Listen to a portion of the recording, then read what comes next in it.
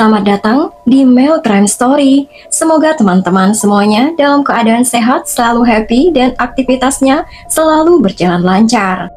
Pada bulan Maret 2018, di kota Binghamton, New York, Amerika Serikat, mendapat berita menyedihkan ketika polisi menyadari siapa pembunuh sebenarnya. Ini adalah kasus Haley Anderson. Binghamton memiliki populasi di bawah 50.000 jiwa, sebuah kota kecil dikelilingi pedesaan Amerika Serikat. Disitulah terdapat Universitas Binghamton dengan 18.000 mahasiswa. Pada tanggal 8 Maret 2018, terjadi kengerian di sana ketika mahasiswa bernama Haley Anderson berusia 22 tahun gagal kembali ke asramanya dan teman sekamarnya menjadi khawatir. Haley selalu pulang tepat waktu dan sangat dekat dengan teman-temannya itu, dan mereka segera menyadari perilaku Haley yang tidak biasa. Pada pagi hari tanggal 8 Maret 2018, Haley tidak membalas pesan teks dari teman-teman apartemennya itu. Saat malam tiba, kecemasan mereka semakin meningkat ketika Haley gagal menghadiri kelas puisi malam itu. Dan hal itu sudah cukup untuk teman-temannya untuk mulai bertindak. Untungnya Haley sangat pintar. Dia tahu betapa pentingnya untuk membagi lokasinya dengan teman-teman wanitanya itu. Karena Haley sudah menginstal aplikasi Find My Friend atau Temukan Teman Saya di iPhone-nya yang mengizinkan orang-orang terpercaya mengetahui di mana Haley berada pada waktu tertentu sepanjang hari. Pada saat itulah, teman-temannya menyadari bahwa lokasi terakhir iPhone Haley bukanlah di apartemennya yang nyaman, tapi di apartemen mantan pacarnya. Dan mantan pacar Haley ini telah menunjukkan perilaku mengkhawatirkan di beberapa kesempatan berbeda di masa lalu. Teman-teman apartemen Haley ini mengambil tindakannya sendiri. Mereka pergi ke apartemen mantan pacar Haley untuk mencari tahu apa yang terjadi. Mereka tiba di apartemen itu, mereka menyadari tidak hanya lampu apartemen yang dimatikan dan pintu terkunci, tapi mobil mantan pacarnya tidak ada di parkiran di jalan masuk apartemen. Sehingga teman-teman Haley memutuskan untuk mendobrak masuk melalui jendela dan hanya mengarahkan pada penemuan yang paling mengerikan. Karena setelah mereka masuk, mereka menemukan tubuh tidak bernyawa teman baik mereka di kamar mantan pacar Haley. Setelah mereka menelpon 911, sekarang mari kita cari tahu siapa sebenarnya Haley. Haley lahir tanggal 9 Mei 1995. Haley adalah anak bungsu dari 2 anak perempuan. Dia dibesarkan di Westbury. Dia tinggal sekitar 300 km tenggara Universitas Binghamton dan lebih dekat ke kota New York. Disinilah dia dibesarkan oleh ayahnya Gordon dan ibunya Karen dan kakak tertuanya Madeline. Haley dikenal karena selera humornya dan keceriaannya. Haley bekerja keras, menyukai musik, dan penuh kasih sayang terhadap semua orang yang Haley kenal. Tidak mengherankan, dia mendapatkan banyak teman dimanapun Haley berada. Pada tahun 2013, akhirnya Haley terbang dan memulai universitasnya. Wanita muda yang penuh perhatian dan penuh kasih sayang ini memutuskan untuk mempelajari keperawatan dan bergabung di Universitas Binghamton dan memulai gelar keperawatan selama 5 tahun.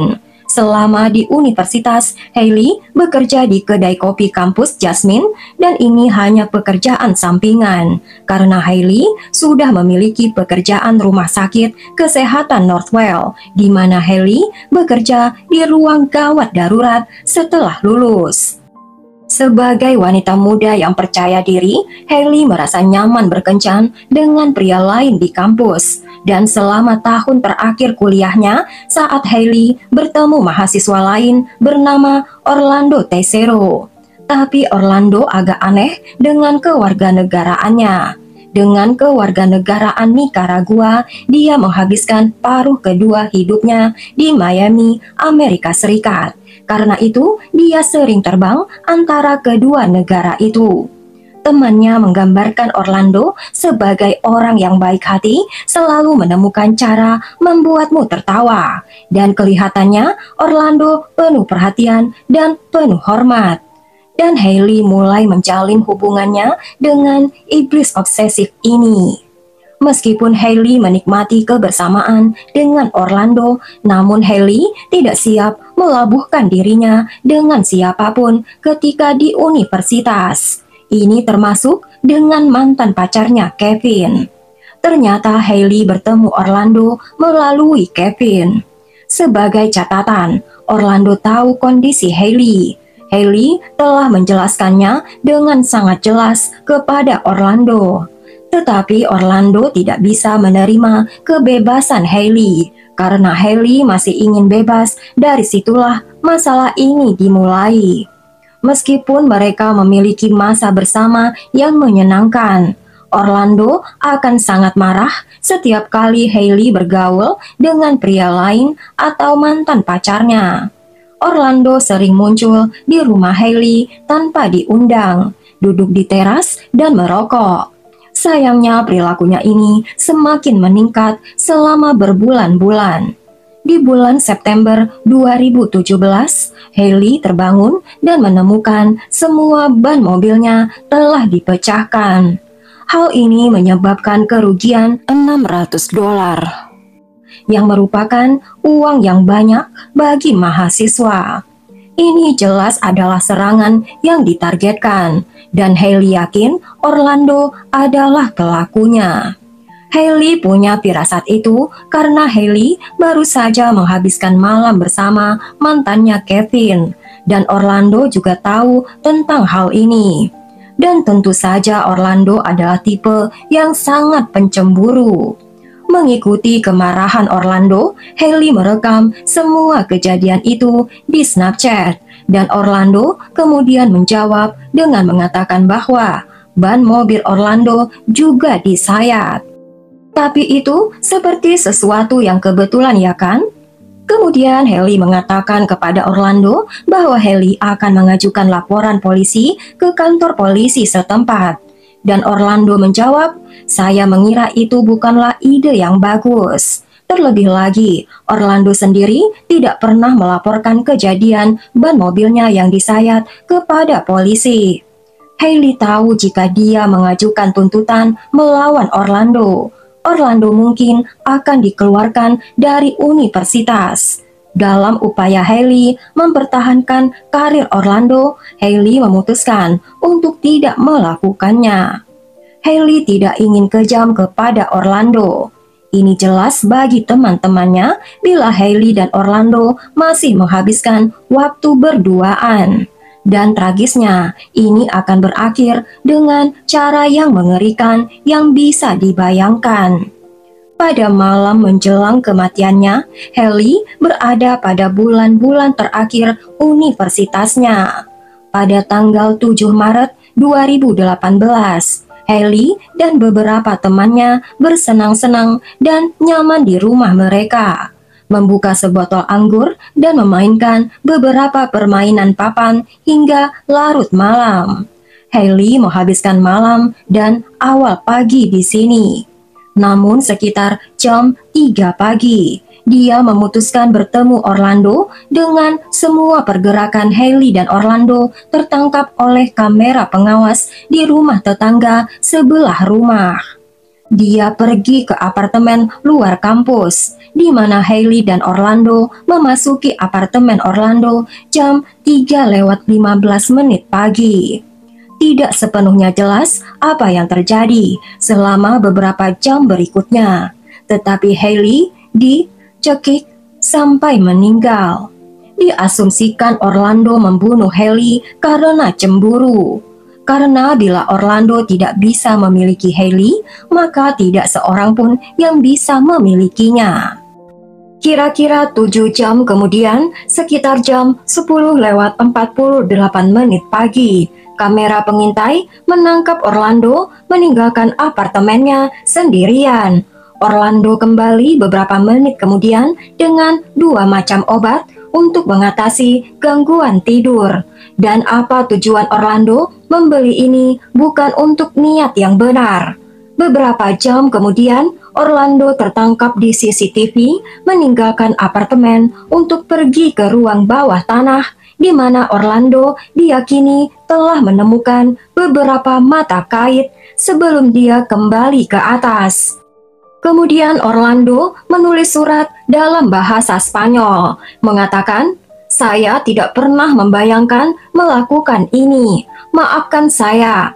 Ayah, saya akan segera menemuimu sebagai referensi. Ayah Orlando sudah meninggal beberapa tahun sebelumnya," yang menunjukkan bahwa Orlando kemungkinan besar akan menemuinya di surga atau di neraka segera.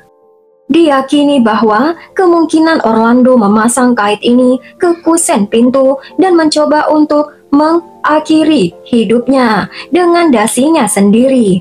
Namun karena nasib baik atau takdir Orlando terjatuh dan kepalanya terbentur. Meskipun ada darah terlihat di lorong, tapi Orlando selamat. Alih-alih mencoba lagi, Orlando merubah rencananya. Ketika dia mengemasi tasnya dan memakai topinya, Orlando berjalan ke Bandara Internasional John F. Kennedy. Dari sana dia naik pesawat pulang menuju Nicaragua, berharap menghindari pihak berwenang selamanya.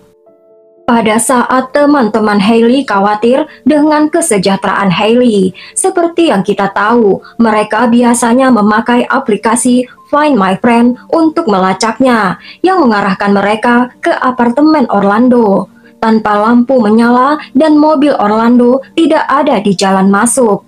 Mereka masuk ke dalam dengan menerobos jendela. Sayangnya, mereka menemukan tubuh tidak bernyawa Hailey. Mereka bertanya di mana Orlando. Orlando sudah lama pergi. Setelah petugas tiba di lokasi, mereka menggeledah seluruh TKP. Tetapi satu detail di sini yang memprihatinkan dan membingungkan adalah ini adalah bukan kali pertama petugas memasuki apartemen itu hari itu. Tak lama setelah Orlando menghabisi Hailey, Orlando kemudian mengirim pesan kepada saudara perempuannya untuk mengatakan bahwa Orlando telah melakukan sesuatu yang buruk dan merupakan aib buat keluarga mereka. Karena khawatir, saudara perempuan Orlando menghubungi polisi, meminta pemeriksaan kesejahteraan di apartemen Orlando. Namun setelah mengetuk pintu depan dan disambut dengan diam, petugas malah pergi begitu saja. Dan polisi Binghamton kembali beberapa jam kemudian. Kali ini karena polisi dihubungi karena ada jasad di tempat tidur Orlando. Namun setelah petugas menemukan Orlando sebagai tersangka, Orlando sudah terbang lama meninggalkan negara itu. Biasanya tersangka ditahan di negara yang sama di mana kejahatan terjadi, dan tersangka bisa diadili dengan sistem peradilan negara tersebut. Bila tidak, di beberapa negara mempunyai perjanjian ekstradisi jika tersangka melarikan diri. Hal ini tergantung hubungan antara kedua negara. Nicaragua tidak ada perjanjian dengan Amerika Serikat, sehingga secara teknis Orlando adalah orang bebas. Karena Orlando memiliki kewarganegaraan ganda di kedua negara dan tidak memerlukan ekstradisi. Sederhananya, Nicaragua tidak harus mengekstradisi Orlando kembali ke Amerika Serikat. Hal ini adalah situasi yang tidak menguntungkan bagi keluarga Hailey. Ini tentunya menjadi perhatian karena banyaknya petugas yang terlibat dalam kasus ini. Bahkan beberapa detektif merasa pesimis terhadap kasus Hailey. Apa yang harus dilakukan dalam kasus Hailey akhirnya akan berada di tangan pemerintah Nicaragua. Hasil autopsi terhadap tubuh Hailey dilaporkan bahwa Hailey meninggal karena sesak napas melalui kompresi di bagian leher dan terlihat bekas lebam di sekitar leher dan lengan. Dipastikan Hailey telah meninggal selama dia bersama Orlando yang tentunya diperkuat oleh berbagai klip rekaman kamera pengawas. Sementara itu, Orlando telah berhasil kembali ke keluarganya di Nicaragua. Setelah dia dijemput oleh ibunya di Bandara Internasional Managua, mereka kembali ke rumah mereka. Tidak diketahui seberapa banyak yang ibu Orlando tahu tentang aksi Orlando di kota Binghamton. Orlando dijaga selama beberapa hari berikutnya. Meskipun ada pemberitahuan internasional disiarkan oleh pihak berwenang, namun kebebasan Orlando berumur pendek. Karena hanya beberapa hari kemudian dan setelah melakukan perjalanan ke rumah sakit di kota Lyon, Orlando Tesoro teridentifikasi dan akhirnya ditangkap. Kembali ke Binghamton, universitas berduka. Kematian Hailey menyebar ke seluruh kampus dengan kelas hari Senin dibatalkan bagi mahasiswa keperawatan. Keluarga dan teman Hailey hanya menginginkan keadilan bagi kematian Hailey dari monster yang bertanggung jawab atas kematiannya. Masyarakat sadar bahwa Orlando sudah terbang kembali ke Nicaragua. Semua mata tertuju pada pihak berwenang Nicaragua. Namun Orlando harus dirawat untuk sementara waktu di rumah sakit setelah Orlando mencoba menghabisi nyawanya sendiri. Kemudian dia dipindahkan ke Direktorat Bantuan Peradilan, juga dikenal sebagai El Cipote di Nicaragua. Amerika Serikat awalnya merespon dengan meminta agar Nicaragua mengekstradisi Orlando kembali ke Amerika Serikat untuk menghadapi pembunuhan tingkat kedua, yang mana di New York terancam hukuman penjara seumur hidup dengan jangka waktu minimal 25 tahun penjara. Tetapi Nicaragua akhirnya menolak permintaan ini yang tentunya membuat marah keluarga dan teman Hailey. Negara Nicaragua mengumumkan akan mengadili Orlando di negara asalnya Nicaragua. Dan Orlando didakwa dengan tuduhan pembunuhan perempuan atau femicide yang mana tidak diakui di Amerika Serikat. Definisi femicide atau femisida secara umum dianggap melibatkan pembunuhan yang disengaja terhadap seorang wanita oleh seorang penyerang pria. Dalam kasus Orlando, motifnya adalah cemburu. Setelah Orlando dekat dengan Hailey, kemudian Orlando menolak untuk melepaskan Hailey dan emosi yang terpendam akhirnya mengakibatkan kekerasan. Selama persidangan, ibu, keluarga, dan teman Hailey menegaskan bahwa Orlando obsesif dan posesif dengan Hailey. Jelas bahwa Orlando tidak akan membiarkan Hailey sendirian. Penyelidik mengklaim bahwa Orlando kemungkinan besar membunuh Hailey karena cemburu. Setelah Orlando menerima kenyataan bahwa Hailey tidak akan pernah menjadi milik Orlando. Hal ini cukup dikuatkan perilaku posesifnya yang dikonfirmasikan berbagai sumber. Dari hasil autopsi dan rekaman kamera pengawas, tidak dapat disangka lagi bahwa Orlando lah yang membunuh Hailey. Orlando dikawal oleh petugas yang dipersenjatai oleh Senpi AK-47. Orlando tampak tidak tertarik, acak-acakan, dan sangat tidak terpengaruh terhadap segala sesuatu di sekitarnya. Orlando mengklaim bahwa dia gila pada saat kematian Hailey karena jumlah miras yang Orlando konsumsi pada malam itu. Kegilaan yang disebabkan oleh miras yang diminum Orlando adalah alasan yang dapat diterima. Orlando mengklaim bahwa dia tidak ingat telah menghabisi Hailey dan bahwa Orlando pasti berada dalam keadaan tidak sadar pada saat pembunuhan terjadi.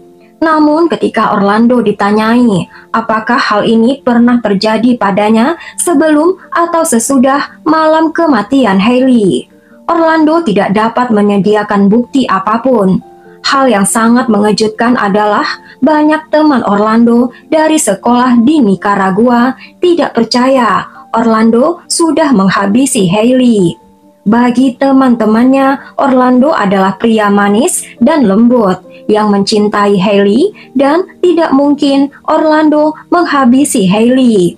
Dan mereka percaya bahwa tidak ada indikasi bahwa Orlando posesif. Tidak mungkin mereka mengetahui ini. Orlando akan tidak jujur dan memberitahu mereka. Setelah 1,5 jam perundingan, satu-satunya hakim memberikan putusannya, dan hakim memutuskan Orlando bersalah karena femisida.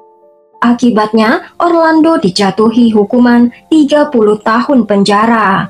Ini adalah hukuman maksimum untuk femisida di Nicaragua. Seperti yang diduga, Orlando tidak senang dengan hukuman itu, dan 1 tahun kemudian, Orlando meminta untuk menjalani evaluasi psikiatris lagi. Namun, pengadilan menolak permintaan ini dan Orlando masih menjalani 30 tahun penjara sampai saat ini.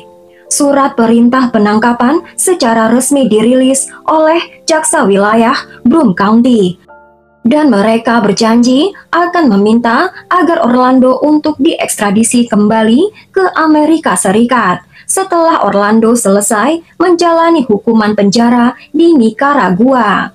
Ini berarti bahwa setelah Orlando menghabiskan 30 tahun penjara, jika Orlando menginjakan kaki di Amerika Serikat lagi, maka Orlando harus menjalani sidang yang kedua. Sampai di sini dulu guys, pergaulan bebas seperti di Amerika Serikat jangan sampai terjadi di sini ya. Sungguh mengerikan Hailey mau pergi keluar rumah malam-malam dengan Orlando yang padahal sudah putus dengan Hailey, dan Hailey tidak bisa menjaga dirinya dengan baik untuk tidak keluar rumah malam-malam. Ambil pelajaran positif dari setiap kasus dan jangan diingat kekerasan dan hal-hal negatif pergaulan anak muda di sana. Bila suka ceritanya, berikan subscribe, like, dan tekan juga loncengnya untuk cerita yang lain.